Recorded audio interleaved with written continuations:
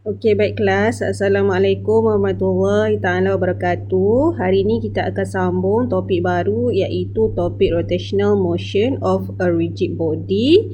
Topik 8 lah. Okey, kalau kamu boleh lihat gambar di sini, dia tunjukkan kamu gambar gear kan. So gear ni dia rotate kan. So ini salah satu contoh lah rotational motion of a rigid body. So benda tu sendirian berputar. Okay. So gear ni dia rotate.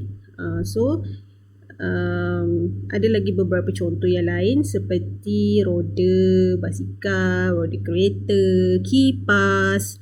Okay, awak boleh tengok di rumah awak apa alat-alat yang rotate. Okay. Contohnya apa? Bola sepak kan, bola golf. Apa-apa je. Okay, apa-apa je yang dia rotate. Okay. Kita tengok subtopik pula. So, terdapat 4 subtopik di dalam topik rotational motion of a rigid body. Subtopik pertama adalah rotational kinematics. Subtopik kedua, equilibrium of a uniform rigid body. Subtopik ketiga, rotational dynamics. Dan subtopik keempat adalah conservation of angular momentum. Okay. So, kita tengok dahululah rotational kinematics. Okay. Rotational kinematics ni dia lebih kepada kita nak perkenalkan awak dengan terms yang terlibat lah dalam topik 8 ni. So actually terms ni awak dah pernah tengok dah kan dalam topik berapa? Topik 6 angular displacement, average angular velocity, instantaneous angular velocity, average angular acceleration, instantaneous angular acceleration, theta, omega, alpha. So ni kena define and use lah, okay, the formula. Okay, so kita tengok dahulu definition pertama iaitu angular displacement. So angular displacement ni adalah angle ataupun theta yang mana point ataupun line has been rotated in specified direction about specified axis dan unit dia dalam radian. Okay, dia lebih senang untuk kita lihat dalam contoh gambar lah, dalam contoh bergambar. So dalam nota awak tu dia bagi gambar disk ataupun CD lah kan. So kalau ada pemain CD tu kat rumah kan, bila kita masukkan CD ataupun disk ni, dia akan rotate, berputar, betul tak?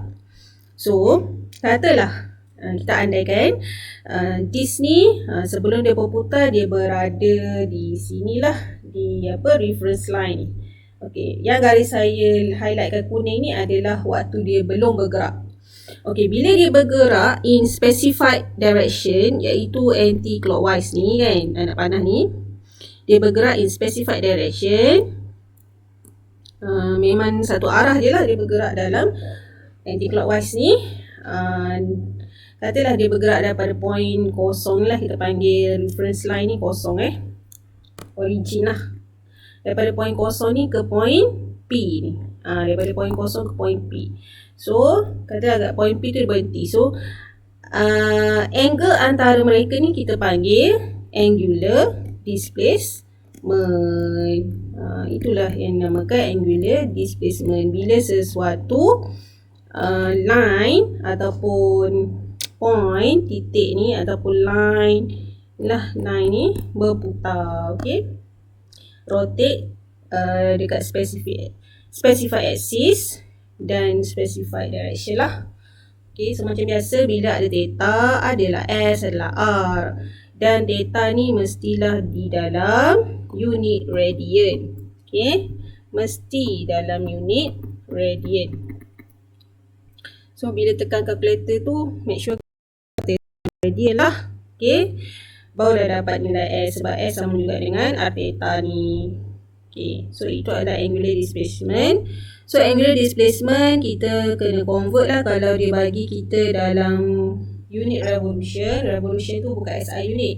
SI unit dia adalah radian. Jadi revolution kena tukar kepada radian, degree pun kena tukar kepada radian. Satu putaran, satu revolution bersamaan juga dengan 2 pi. 2 pi bersamaan dengan 360. Sign convention dia kata kalau positif itu bermaksud anti-clockwise. Kena ingat ni tau. Kalau positif itu anti-clockwise. Kalau negatif itu clockwise. Okay. Positif negatif tu adalah arah dia lah, sama ada dia anti-clockwise atau clockwise. So kita tengok angular velocity. Angular velocity terdapat dua lah, iaitu average dan instantaneous. So average macam biasa, displacement akhir tolak displacement awal bahagi time akhir tolak time awal. Kalau instantaneous, kita mestilah differentiate lah function theta in terms of time tu. Kena differentiate dia, okay. So it's a vector quantity. Memanglah velocity kan vector kan. The unit of angular velocity adalah radian per second. Other unit, okay, sometimes dibagi juga kita dalam RPM. So angular velocity ni actually kita juga panggil dia sebagai angular frequency lah, okay. Sebab dia per second kan. Okay. So radian per second, kalau dia bagi dalam RPM, revolution per minute, kena bukalah kepada unit radian per second. Sebab radian per second ni adalah SI unit dia. RPM ni bukan SI unit. Okay. Tukarlah satu RPM bersamaan juga dengan 2 pi bahagi 60 ataupun pi bahagi 30 lah. Okay. Lepas tu sedikit nota di bawah, dia kata every part of rotating body has same angular velocity. Memanglah, maksudnya kalau bola tu, kalau kata ball ni dia rotate, every part of the ball ni dia ada angular velocity yang sama, logik lah kan, sebab dia satu body kan. Lepas tu direction of the angular velocity, guna thumb dengan curve finger, iaitu right hand grip rule. Ini guna tangan kanan lah, gripkan tangan kanan awak macam ni. Gripkan dia. Okay, gripkan tangan kanan. So thumb ni adalah direction of angular velocity. Dan yang grip ni adalah rotation. Okay, ni adalah rotation. Lagi. Okay, ni dah bagilah gambar cantik. So ada tangan. So tangan ini adalah direction dia. Ni adalah ni adalah rotation dia lah. Okay. Okay, so saya tahu.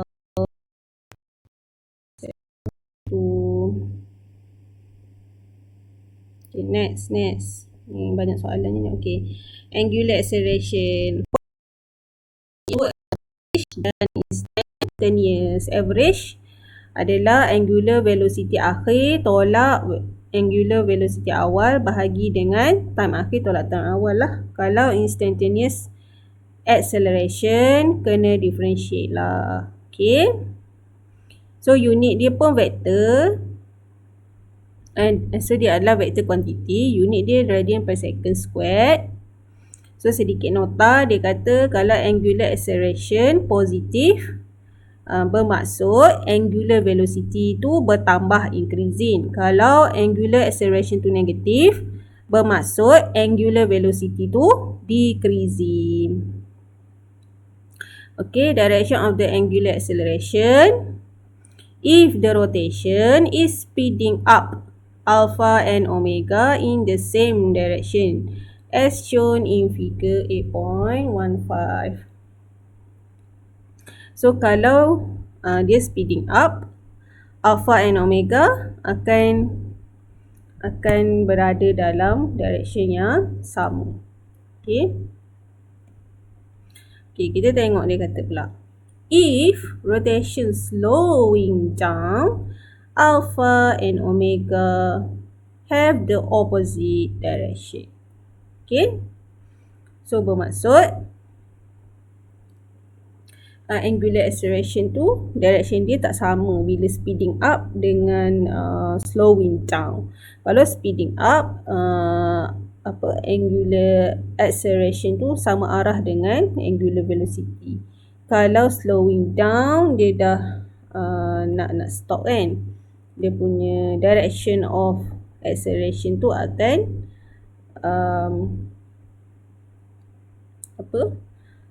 opposite dengan angular velocity. Okay. Tu adalah acceleration. Next. Ini semua soalan lah. Boleh cuba buat lah soalan tu Okay. Baik, kita tengok seterusnya. Dia kata course framework and student learning time for every topic relate parameter in rotational motion with their corresponding quantity in linear motion. Jadi ni dia suruh kita relate lah dia punya relationship lah antara S dengan theta, antara V dengan omega, antara A dengan alpha, antara A dengan omega dengan V.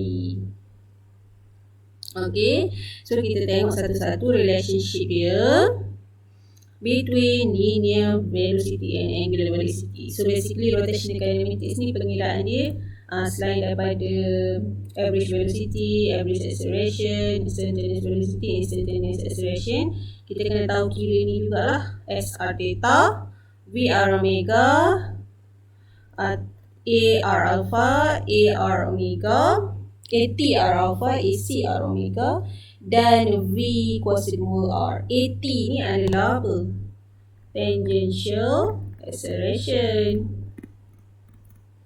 Tangential acceleration. Kalau AC ni centripetal acceleration. Dia lain tau AT dengan AC. So kena ingatlah dia punya formula. Kalau tangential acceleration R alpha, kalau centripetal acceleration R omega square, okay? Ataupun V square over R. Okay, kita tengok. When a rigid body is rotate about rotation axis O, every particle in the body move in a circle. So ni dia bagi contoh lah. Kalau ada body ni macam ni dia contoh macam tu je. So katalah body ni rotate lah daripada point O ke point P lah. Okay, so bila dia rotate dia akan ada theta lah kan. Dia ada theta, dia akan ada S, lepas tu dia akan ada R. Kan tadi lah macam tu belajar dekat disk kan. So apa yang dia derive daripada situ, keluarlah lemak mana tak hilang. V omega. So dia derive daripada SR theta ni lah. Dia derive daripada SR theta. Differentiatekan dia dengan R omega. Okay. So dalam topik ni awak kena ingat je lah formula dia sama juga dengan VR omega. Okay. Derive ni tak adalah pun dia tanya. So lepas tu apa? Relationship antara tangential acceleration dengan angular acceleration. So tangential acceleration tu dekat mana? Dekat tangent lah. Dekat tangent kat sini.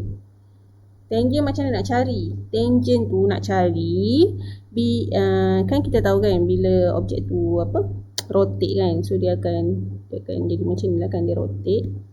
So kita ambil je mana-mana point dekat rotation tu. Lepas tu kita buat garis lurus dekat point tu. Gitu. So ni lah dia punya tangent. So arah tangent tu, arah tangential acceleration tu ikut arah tangent tu lah. Okay, so tangent tu berada dekat point, straight point lah, dekat dia punya path kan, dekat dia punya motion tu. Okay, lepas tu dia kata kat sini, if the rigid body is gaining the angular speed, then the tangential velocity increasing. Just two component of acceleration occurred.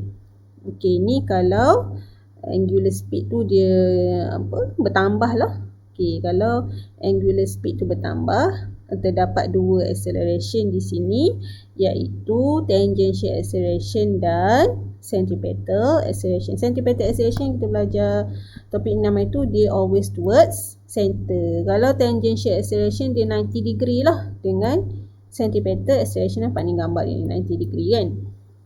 Okay, macam tu. Okay, cubalah fahami dia. So, kalau derivation macam mana dia dapat ni, dia differentiate lah V. Nampak ni, dia differentiate V, dapatlah formula ni. Dapatlah formula ni. Okay, so V tu sendiri adalah R omega. So, dia differentiate mendalah ni. Dan dia dapat tangential acceleration sama juga dengan R alpha. Okay. Sedangkan centripetal acceleration kita belajar topik 6 adalah V square over R ataupun R omega square ataupun V omega. So kena ingat ni formula-formula ni ingat dan tahu kat mana dia dalam lukisan, kat mana AT, kat mana AC dalam lukisan. Ni nampak ni, AT tu dekat tangent, AC tu center, dan apa formula mereka lah. Okay, senang nak jawab soalan. Okay, kemudian apa lagi? Rotational kinematic ada. Kemudian rotational kinematic ada formula-formula dia seperti linear motion. Kan? Tetapi yang membezakan dia kat sini adalah simbol dia lah. Kalau linear motion, ingat tak kita belajar? Vuat sutat. Saya tulis balik Kan? Dulu kan kita belajar topik apa? Topik 2 kan? Vuat. Kan kita belajar. Vuas.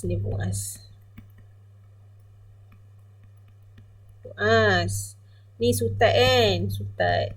Okay. So, cara awak nak ingat formula untuk angular ataupun rotational motion ni, ataupun angular motion, awak ingat je vuat sutat ni, tetapi awak tukarlah V tu jadi omega, U tu jadi omega naught, A jadi alpha. Sebab ni adalah dalam topik 8, iaitu semuanya dalam angular velocity, angular acceleration. Jadi kita tak bolehlah pakai simbol linear. Kalau linear tu dia gerak straight kan. Sekarang ni dia gerak rotate, dia gerak membulat. Okay, jadi kena pakai simbol-simbol atau terms-terms mereka lah. Kalau S, theta dah jadi angular displacement, U jadi omega naught, A jadi alpha, V jadi omega, U jadi omega naught, A jadi alpha, S jadi theta. Okay. So, tapi cara nak hafal dia, just hafal vuat sutat, tetapi ingatlah simbol untuk kita tukar tu nanti. Okay. Faham Boleh faham anak-anak? So saya harap awak faham lah. Okay. Tak faham boleh tanya. So saya ajar cara awak hafal lah. Kalau nak hafal pattern lain pun boleh. Tak ada masalah. As long as awak ingat. Okay. So ni dia bagi tahulah S ni. Maksud S dengan theta maksud dia samalah. S tu displacement, theta pun displacement. Cuma yang bezakan mereka ni adalah angular displacement. Yang S tu adalah linear displacement. Ni nampak ni. Atas ni dia dah highlight linear, angular ataupun rotational motion. Samalah tu. Okay. Ni pun dia dah ajar awak dalam table ni. Boleh print. Kalau tak ingat boleh print tanpa dalam bilik. So, dia dah bagi tahulah dalam kolom pertama adalah linear motion. Kolom kedua adalah rotational motion. So, dia sama je macam linear motion, vuat sutat, dengan ni lagi satu ni S half V plus UT ni. Plus U darab dengan T ni. Tapi cumanya kita tukarlah V tu jadi omega, U tu jadi omega naught, A jadi alpha. Macam tu lah. Okay. Okay, next. Ada lagi tak? 8.1. Ada lagi. Tak ada aku. Ni semua adalah, semuanya adalah soalan. So bagus soalan dia ni. Soalan dia dah ada jawapan akhir. So saya menggalakkanlah awak apa tu? Cubalah soalan-soalan dalam ni. Okay, dia macam ni. Topik 8 ni, kita dah settle dah 8.1 ni. Topik 8 ni dia tak masuk exam. Tapi dia ada assignment.